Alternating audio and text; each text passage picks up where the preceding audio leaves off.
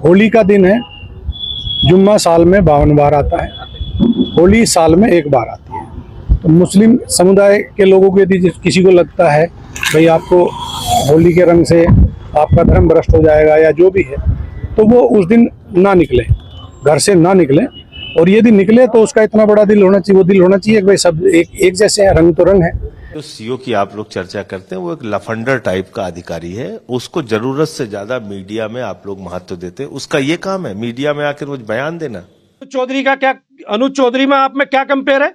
एक पहलवान बना के दिखाओ ना, एक अर्जुन अवार्डी बना करके दिखाओ। लफंडर क्या होता है भाई? अपनी भाषा को संयमित रखिए होगा। और पुलिस अधिकारी ने यही बात समझाई। और ठीक है, जो हमारा वो पुलिस अधिकारी है वो पहलवान रहा है, अर्जुन अवार्डी रहा है, ओलंपियन है, पूर्व ओलंपियन है। तो अब पहलवान की बात है तो पहलवानी की तरह बोलेगा तो थोड़ा कुछ लोगों को बुरा लगता है, लेकिन सच है, उस सच्चाई को स्वीकार करना चाहिए। अच्छा, नमस्कार, आप देख रहे हैं AIN न्यूज 1 की स्पेशल रिपोर्ट। आज हम बात करेंगे उत्तर प्रदेश के संभल जिले के सर्कल ऑफिसर CO अनुज चौधरी के हालिया विवादों की, जिन्होंने प्रदेश की राजनीति में हलचल मचा दी है।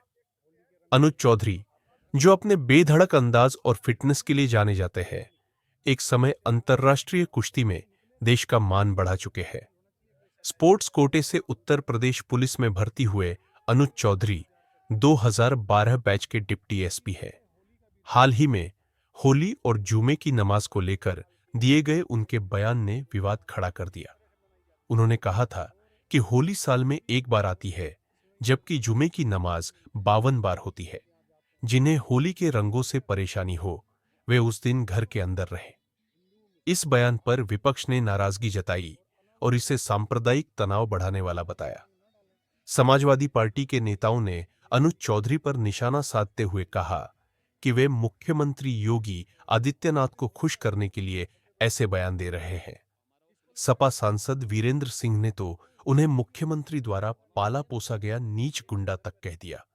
इसके अलावा एक धार्मिक रथ यात्रा के दौरान वर्दी में गदा लेकर चलने पर भी अनुज चौधरी विवादों में घिरे।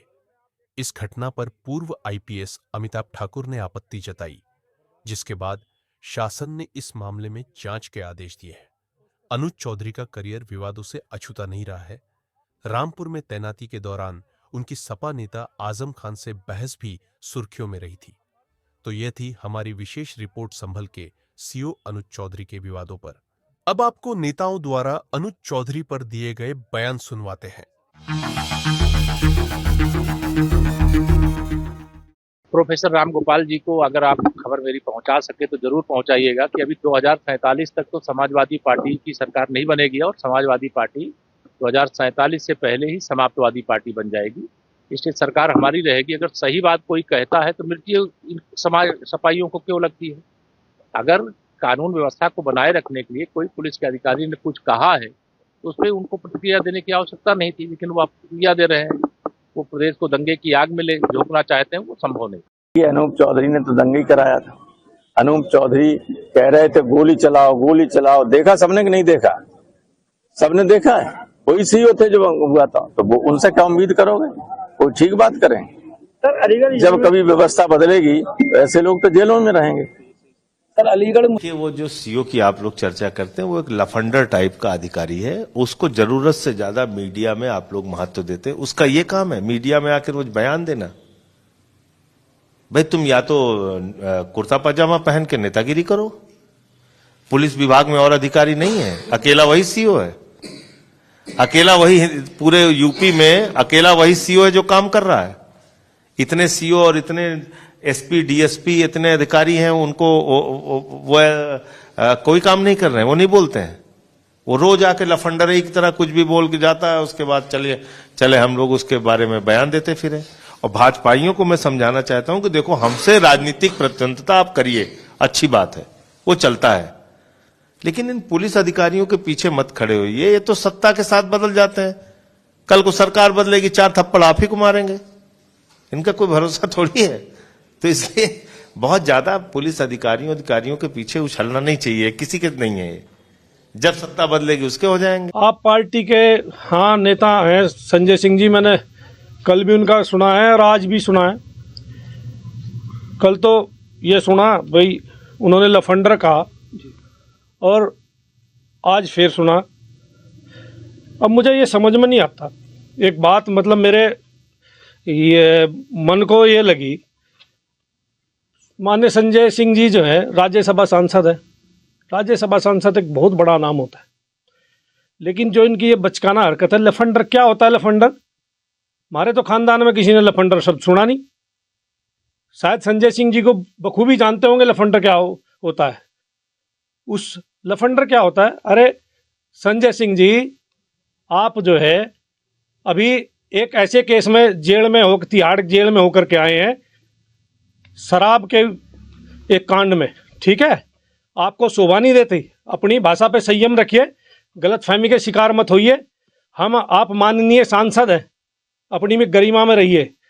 और रही बात अनुज जी का, भाई साहब का पिछला कार्यकाल देख लीजिए और सामान्य सांसद जी का पिछला कार्यकाल आप देख लीजिए। अनुज भाई की जितनी भी आप कहीं चाहे सोशल मीडिया के माध्यम से हो, चाहे उनकी कार्यशैली के माध्यम से हो, आप जितनी भी उनकी वो देखोगे, उन्होंने हमेशा देश हित में, समाज हित में और युवाओं के हित में जो भी किया है वो किया। और माननीय संजय जी क्या करते हैं? अभी पीछे वो मजीठिया जी पे बयानबाजी कर रहे थे, वो शायद मुझे ऐसा लगता है सांसद जी बीमार हो चुके हैं। और वो रही बात, और बीमार आदमी को रिटायरमेंट ले लेना चाहिए। आपके इसी कारण आप पार्टी, आप जैसों की वजह से, है ना, दे दिया ना जनता ने जवाब आप लोगों को दिल्ली में। अपनी सीमा में रहिए, आपको शोभा नहीं देती है। शोभनीय एक सांसद, एक वो क्या नाम, विश्वेंद्र, समाजवादी, ये लोग क्या है, इन्हें कारण क्या है? इनको कोई मुद्दा तो मिल नहीं रहा। इनको मुद्दा मिल रहा है, इन्हें जो है बनना है नेता। ग्राउंड में इन्होंने कुछ किया नहीं है। अब ये ऐसे मुद्दों के माध्यम से अपने आप को नेता साबित करना चाह रहा। मैं कहना चाहता हूं सांसद जी से, और जो है वो जो समाजवादी के सांसद हैं उनसे भी, अरे ग्राउंड पे काम करिए। माननीय मोदी जी से, माननीय योगी जी से कुछ सीखिए काम करना। ऐसे इस तरीके से ये जो छोटे छोटे बच्चे करते हैं ना, उंगली मारी और पीछे हट गया। अरे सांसद जी, अपनी इस जो ये इतना बड़ा पद आपको जो है दिया है लोगों ने, इसका मान सम्मान रखिए। ऐसा मत बोलिए। हम एक सम्मानित परिवार से हैं और समाज का सम्मान करते हैं। मैं पिछले 10 साल से पहले मैं ब्लॉक प्रमुख था, ठीक है, मेरा बहुत बड़ा पद नहीं है भाई। आप सांसद हैं, राज्यसभा सांसद हैं, मेरा बहुत छोटा पद है। लेकिन आप जो है, मैं पूछे उसमें मेरे ब्लॉक में हिंदू मुस्लिम दोनों लोग रहते हैं, ठीक है। हमने हमेशा सद्भाव बना करके सब लोगों को साथ लेकर के चलने का काम किया है। आपको क्या है? आप सिर्फ एक वोट बैंक करने, अरे काम करिए, क्षेत्र में जाइए। ये खाली जो है छोटी छोटी बातों की लूज टोक मत करिए। अनुज चौधरी का क्या, अनुज चौधरी में आप में क्या कंपेयर है? एक पहलवान बना के दिखाओ ना, एक अर्जुन अवार्डी बना करके दिखाओ। लफंडर क्या होता है भाई? अपनी भाषा को संयमित रखिए। अपने धर्म के अनुसार पूजा करने की स्वतंत्रता है, तो ये किसी पर ये करना कि आप उस दिन न निकलिए, नमाज न पढ़िए, ये वायलेशन ऑफ कॉन्स्टिट्यूशन है जो बाबा साहब भीमराव अंबेडकर ने दिया है संविधान। और संविधान में फंडामेंटल राइट्स और संविधान की प्रेम्बिल में ही लिखा है ये सारी बातें। 26 नवंबर 49 को अडॉप्ट किया गया है। तो ये कोई रिस्ट्रिक्शन लगाना, ये वायलेशन ऑफ संविधान का जो वायलेशन है प्रेम्बिल का, जो गलत है। हाँ, अगर किसी को लॉ एंड ऑर्डर की शंका है, शांति भंग होने की शंका है, तो ये गवर्नमेंट का काम है, सरकार का काम है कि वो लॉ एंड ऑर्डर मेंटेन करे। होली के अवसर पर मुझे लगता है एक दूसरे की भावनाओं का सम्मान होना चाहिए। और स्वाभाविक रूप से जुमे की नमाज हर शुक्रवार के दिन होती है। होली वर्ष में एक बार होती है। तो यही कहा गया कि भाई देखो, प्यार से समझाया गया। और मैं धन्यवाद दूंगा सभी उन लोगों को जिन लोगों ने बयान जारी कर दिया कि भाई देखो, पहले होली का आयोजन होने दो, 14 मार्च को होली है, 2 बजे तक होली खेलने दो, 2 बजे के बाद आप जुमे की नमाज पढ़ना।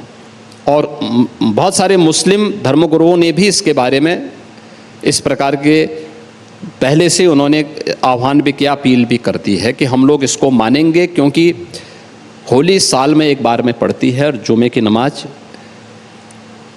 तो हर सप्ताह पढ़नी है। स्थगित भी हो सकती है, कोई बाध्यकारी तो है नहीं कि होना ही होना है। लेकिन अगर कोई व्यक्ति पढ़ना ही चाहता है तो अपने घर में पढ़ सकता है, आवश्यक नहीं कि वह व्यक्ति मस्जिद में ही जाए। भाई या तो जाना है तो फिर रंग से परहेज न करें, अगर रंग से किसी को परहेज है तो अच्छा होगा। और पुलिस अधिकारी ने यही बात समझाई। और ठीक है, जो हमारा वो पुलिस अधिकारी है वह पहलवान रहा है, अर्जुन अवार्डी रहा है, ओलंपियन है, पूर्व ओलंपियन है। तो अब पहलवान की बात है तो पहलवानी की तरह बोलेगा तो थोड़ा कुछ लोगों को बुरा लगता है, लेकिन सच है, उस सच्चाई को स्वीकार करना चाहिए। अच्छा,